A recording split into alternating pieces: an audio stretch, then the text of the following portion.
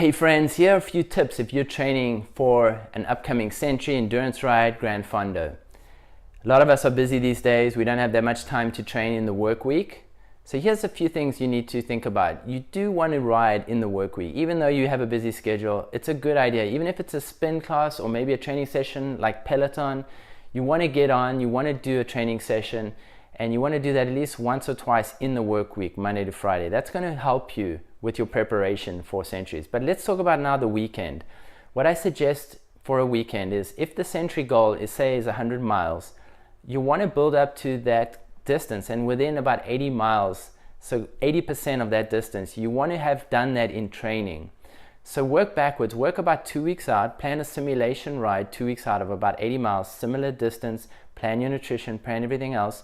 Prior to that 2-week simulation, 2 weeks out, plan another simulation ride maybe 3 or 4 weeks out. Maybe it's going to be 70 miles or 60 miles, something like that.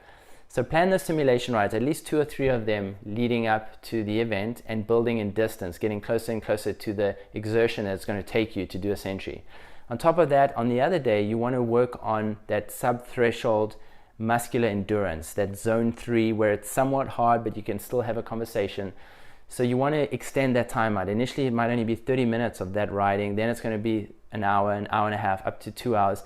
And if you can build that up to 2.5 hours at that intensity, you're going to gain so much strength and muscular endurance for an event like a century. So those are my tips for the weekends. Group rides are great, but you don't want to do group rides back to back.